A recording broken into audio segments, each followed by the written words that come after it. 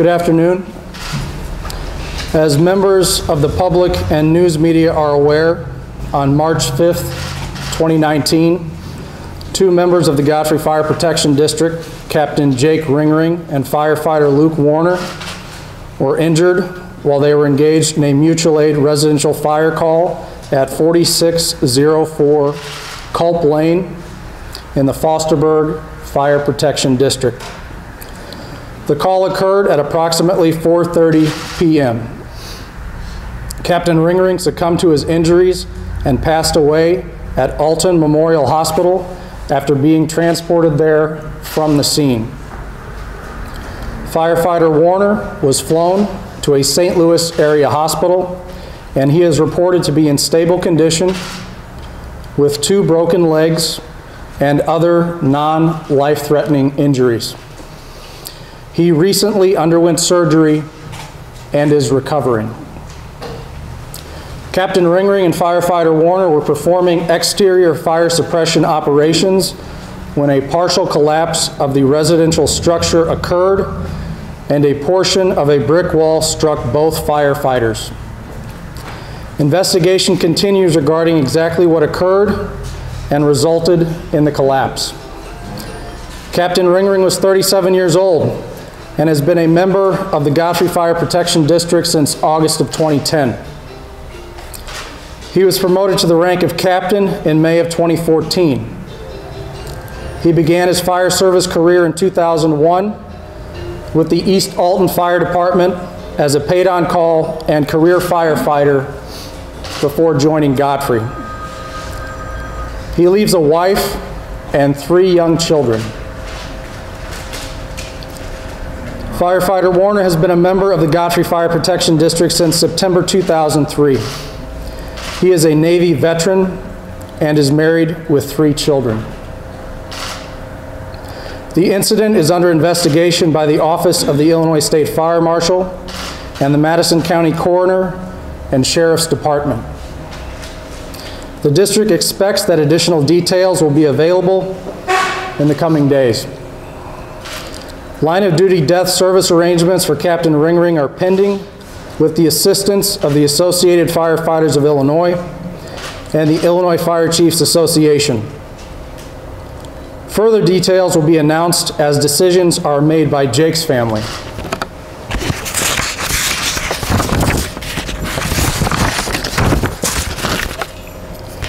Members of the Godfrey Fire Department who were on scene at the time of the incident are undergoing critical incident debriefing, and counseling is being made available to all members of the department.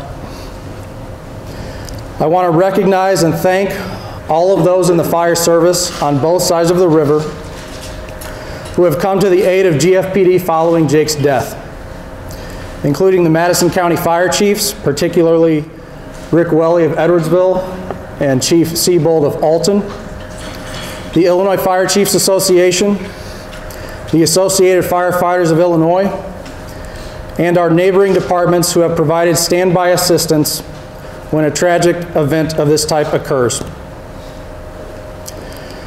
The past day has been an example of cooperation in the fire service.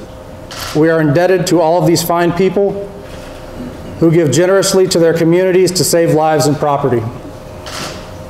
The district's primary concern at this point is for the families of Captain Ringering and firefighter Warner. As a department, we will be doing what we can to assist them through this terrible event. While firefighting is a dangerous profession, losing a firefighter is never expected. And when it occurs, the loss to all involved, the families, the department, the fire service, and the community is overwhelming. Our hope is that in the coming days, the public will accord Jake and his family the dignity and respect they deserve at this time. I'm serious about that. I will take questions at this time. However, please understand that information about the incident is still being developed in connection with the ongoing investigation, and that will limit what I can currently provide under the circumstances. You had one word to describe Jake.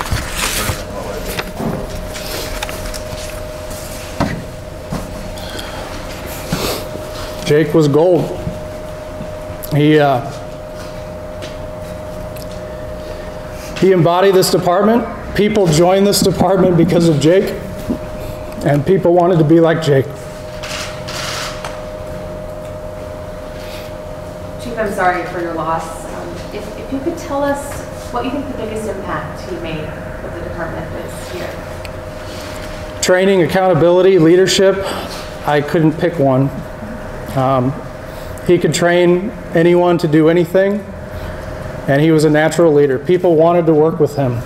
They wanted to pull duty with him because they could learn from him, because he set the example. Another person today told me people wanted to be like him, and that he truly was the best example of a firefighter. Is that what you would? That's exactly what it is. Common terminology in the fire service, a Jake is a firefighter, particularly a good firefighter, and that was his name. And I don't think that was a coincidence. Whether it's police, fire, military, you know, any first responder, you guys are like family, right? Just describe, you know, what this is like for you and in your department. This is a small department. We have 33 members. We have career members. We have volunteer members. Everyone is hurting. Thank you, Chief, for your service and all of the firefighters, but this is just a sad reminder of how first responders put their lives on the line every day. It is. If we had a time machine and we could go back, we would. But we have to live with this now and make our department stronger. And never forget that Jake is always going to be with us. Now the focus, you know, has to be a lot of it to help his family, right? That's the only thing. I've been spending the afternoon with his wife, and again, I'll emphasize the importance of respecting the privacy of Jake's family. And also, we also need to keep our spirits up for Luke. I think he'll have a long recovery. I think he will recover and be healthy and get back to full duty. But we have to think about their families right now and our fire department family, because we need help. How can people help? Just give the support. It doesn't have to be cookies and brownies, just a thank you. A thank you does it. That's all we ask for. Chief, I know you've lost a firefighter, but you also have one recovering in the hospital. If you could talk about some of the support maybe you've seen there and your thoughts for him as well. What's happening? One thing we do with our fallen and our injured is we don't leave them. That's the first thing we did, is made sure Godfrey firefighters with both Jake and Luke, because they're that support structure, and that's our nexus of communications to make sure the family gets what they deserve, and make sure they're taken care of first and foremost. I know you said there's not much you can speak of the incident, but can you talk about what they were doing at the time?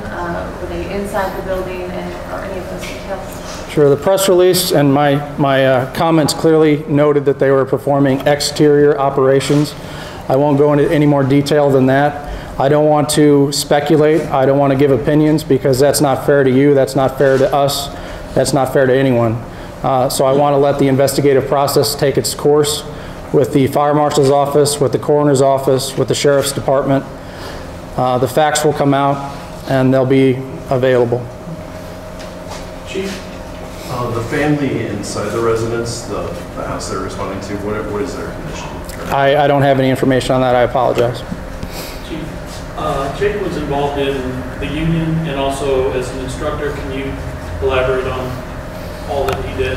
Jake was the union president. He represented Local 1692 in an excellent fashion. We had discussions at times, but they were always beneficial and fruitful and cordial, and he had the best interests of our guys at heart.